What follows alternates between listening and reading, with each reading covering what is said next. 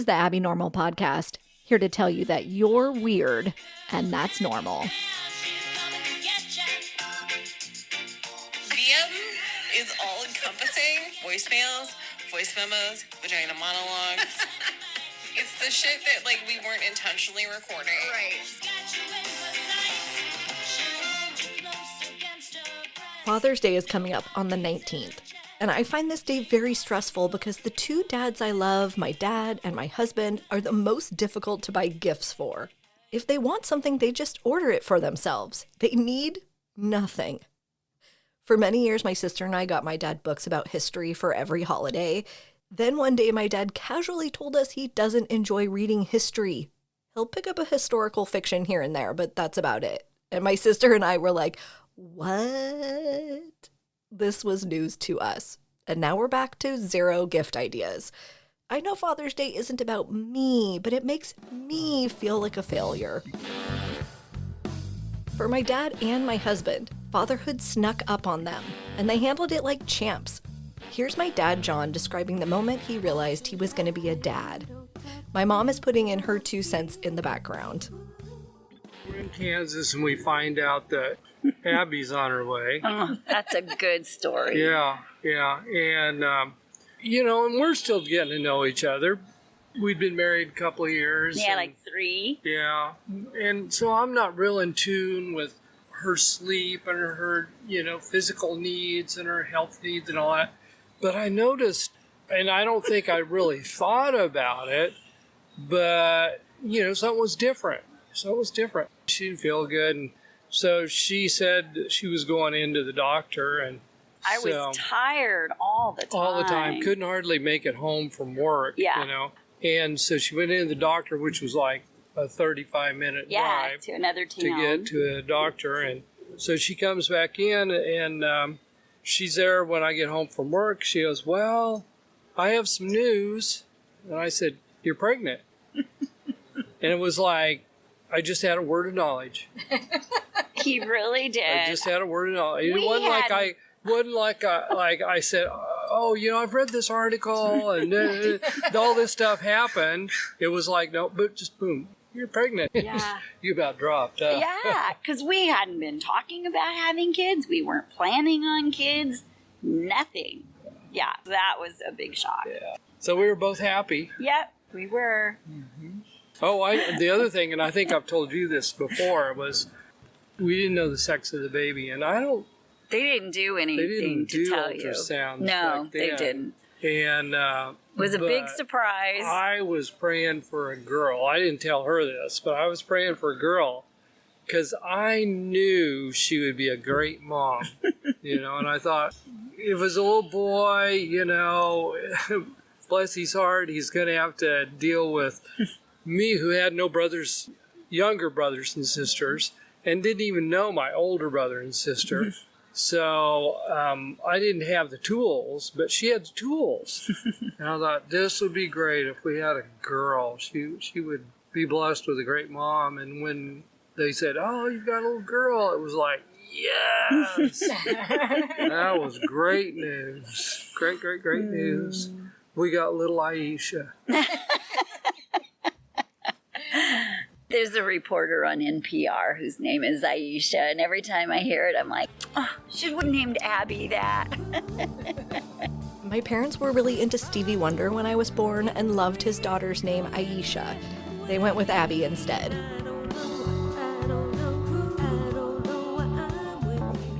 Anyway, Aaron and I had been friends with benefits for only a couple of weeks when he found out he was going to be a dad. We're talking about that moment with our friend Annie. We were platonic as of January 1, and then 6 weeks later, we were pregnant. Wow. It's like a movie. That's crazy. Tell the story about you taking the pregnancy test and his reaction. Do you remember that? Of course I remember that. That's my favorite story to tell. Okay, I feel like you should tell it. I mean, I don't remember all of the details. I feel like... Good night. Hey, come here. Come say hi real quick. Hello. Goodbye. And that's the result? Good night. Yeah, I feel like we were going to go do something. We were going to a movie. Oh, we were going to a movie, and I came over to your house, but I was a little bit early.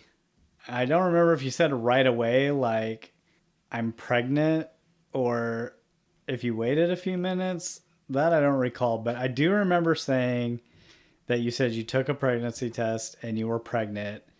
And then I asked you if you wanted to, like, date, since we weren't really, like, officially dating at that point. Mm-hmm. Yeah. And then we got married later. Okay, so I know a different version of this story. No, that's the version. So the version that I know is Abby told you she was pregnant, and you said, "Did you read the instructions?" And she said, "Yes." Really? Did that happen? Yes, and we sat on the edge of the bathtub and you read the instructions, and then you were like, maybe they'll make more sense in Spanish, and you turned the paper over and tried to read them in Spanish. That I don't remember that. And we went and saw that movie. Was it Heart and Soul with Drew Barrymore? Yeah, it was like, Music and lyrics. Really? yep. Does not seem like a movie I'd want to go to. We were going on a date. And you were probably in shock, so you probably just agreed to whatever. Yeah, I mean, we might have gotten to see Titanic that night. I don't know. So do you remember what you were thinking? Like, you must have been freaking out. I don't freak out about much. I probably was freaking out a little bit. Yeah, But- you were having a baby with a stranger. Yeah, but that happens to a lot of people. I definitely was probably not even really freaking about telling my parents, because, like, I was a grown-ass man at that point. And I was like, how old were we? 27? 29? No, 28. Yeah. Grown. I mean, I wasn't that worried about anything, but sure, it'd be nice to look in a crystal ball and be like, well, cool. We're going to get married and be married for at least 12 years. So great. Nothing to sweat about. So you were not worried. Were you not worried because you were like totally in love? You were just like all in? I mean, I was pretty into Abby, yeah. So, I don't know. It's hard to recollect. I don't recall being that worried. But I'm not really a worrier in general. We both were just like, okay, just big old shrug. Yeah, I'm like that. I was like that SNL skit. Yes, with Pete Davidson. Yeah, what's his name? Chad. He's like, you're like, I'm pregnant. I was like, okay. Yes. You were like, should I have this baby? And I was like, okay. Should we get married like right now? Okay.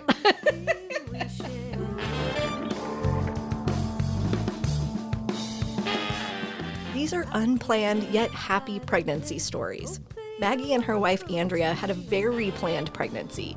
They gave a lot of thought to who the father in their story should be, but they don't have to buy him any gifts. When I talked to Maggie about it, their little one was weeks away from arrival. Here she is. Oh my God, are you so excited? I am excited. I'm a little nervous, a little like, that's right before Christmas, which is a busy time in the church world. Yeah. But I mean, do you get to take leave? yeah, I'll have parental leave. Okay, good. So that's good, which means I'm probably going to get out of doing the Christmas pageant. Now, is your child going to have a gender when it arrives? It will have a sex and it will have a gender later when it confirms the sex or not. But we don't know what it is. We're not going to find out the sex. You're not going to? Until it's born, which is Bold. yeah. Bold. I mean, partially because, you know, as queer women, so much of our process is like very formal and scheduled and like full of doctors. There's no spontaneity really. It's like very measured.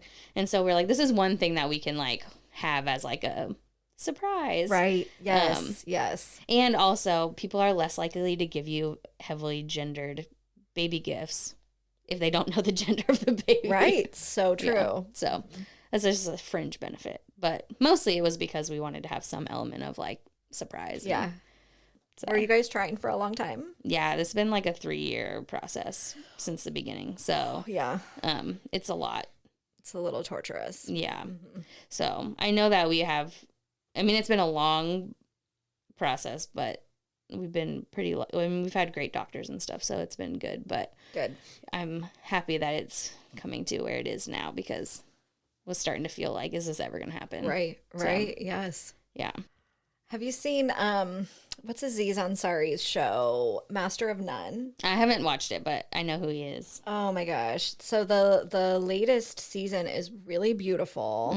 It's this lesbian couple, and they have their whole thing involving love and breakup and whatnot. But there's like half of it is one of them trying to get pregnant. It's just beautiful and painful. Yeah. And yeah, I would recommend it. Yeah. Maybe like after the baby's here and you're feeling really good, you know. Totally. You're like, oh, we did that. You know?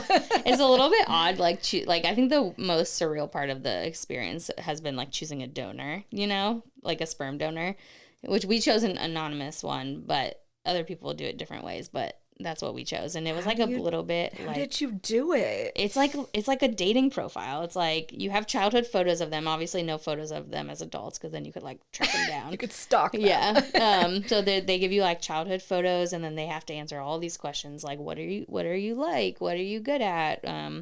There's like on the one that we did, there was like recordings of their voice, so you could hear what their voice sounds like. It's like, how tall are you? What do you look like? What do your parents look like? Like all kinds of stuff. So it was very weird. How did you choose? We were trying to find the person that was the most like me, because I'm not carrying and I did not provide any eggs to the situation. So like, you know, someone who was like good at languages, someone who likes sports, someone who has brown eyes, you know. Yeah. It's like a little sad, you know, it's like a little bit sad though. It's like, you know, how you have this idealized sense of like, we're bringing a baby into the world and it's going to be some of me and some of you. And like, that's not our truth. So it was like a little bit like, oh, but it was, you felt a little left out. I think Andrea had a harder time with it than I did, of knowing that it's not going to be like my genetics, you know? So anyway, it's been a wild ride. Yeah. And we're now coming to the end. So feels good. Well, I like the way that you approached it. Oh, what's that? I don't know. Yeah, somebody that feels like you, or feels like you have some of your traits. And yeah, he has like a stage, you know, they give them all like fake names. So shout out to Oberon. I'm sure that's not your real name. Was there anything, was there anything else that you looked at where you're like, we really need someone that is this ethnic background, is this religious background, is this like educational level, like any of that other stuff? We weren't like super exclusive on that. Like I was more concerned about if they had like brown eyes and brown hair, because that's my wife's whole family is like blue and green eyes and blondies. So like I was like, I need to get some kind of like, you know, brown hair people in here. But it wasn't, but you can search by ethnicity. So if it's like important to, like if you're Irish and you really want your baby to be like genetically Irish, you can totally search that. But that was less important to us than like what they looked like. So I can show you a picture afterwards. I'm curious. Yeah.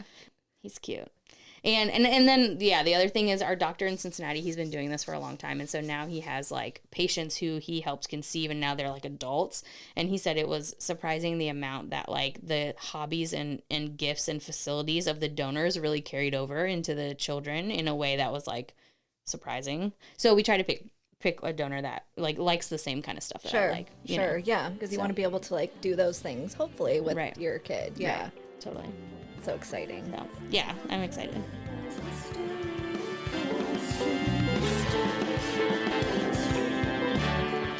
Brown-eyed, brown-haired Mac has arrived. Moms and baby are happy and healthy. A very happy Father's Day to all the dads, moms, and guardians doing the hard work of parenting.